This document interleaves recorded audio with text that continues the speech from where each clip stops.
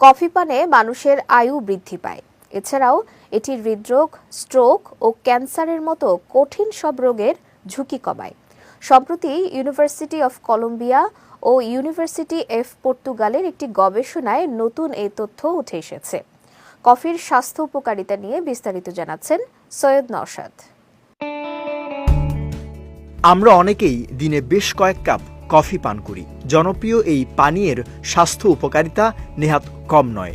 সম্প্রতি কফির গুণ নিয়ে এক গবেষণা রিপোর্ট সামনে এসেছে, যাতে বলা হয়েছে কফি পান করলে আপনার আয়ু বেড়ে যাবে। ইউনিভার্সিটি অফ কলম্বিয়া ও ইউনিভার্সিটি অফ পর্তুগালের একটি গবেষণায় নতুন এই তথ্য উঠে এসেছে। এজিং রিসার্চ রিভিউ জার্নালে এই গবেষণা প্রবন্ধটি প্রকাশিত হয়েছে।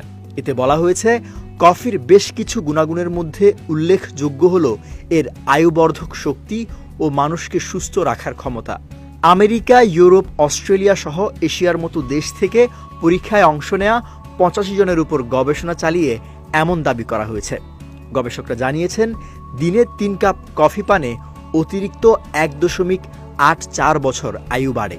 এমনকি গুরুতর ও জটিল রোগ থেকেও মুক্ত থাকা যায়। নিউরোসায়েন্টিস্ট রদ্রিগো কুনহা এই গবেষণায় নেতৃত্ব দেন। বার্ধক্যের উপর কফির প্রভাবও খতিয়ে দেখেন তিনি জানান, বয়সের সঙ্গে সঙ্গে মানুষের রোগ প্রতিরোধ ক্ষমতাও কমতে থাকে। জীবনের সব ক্ষেত্রেই এর প্রভাব পড়ে, তবে পরিমাণ মতো কফি পানের অভ্যাস থাকলেই সেগুলো সহজেই ঠেকানো যায়।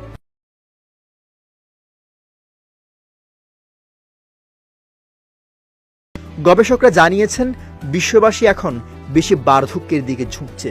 এমন পরিস্থিতিতে প্রতিদিনের ডায়েটে কফি রাখা অত্যন্ত প্রয়োজন।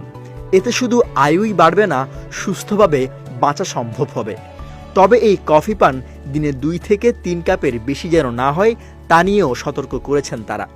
পরিমিত কফি পান করলে হৃদরোগের ঝুঁকি কমে, কার্ডিওভাস্কুলার সমস্যা, স্ট্রোক, কিছু ধরনের ক্যান্সার, ডায়াবেটিস, ডিমনেশিয়া ও বিষণ্ণতা থেকেও মুক্তি মেলে।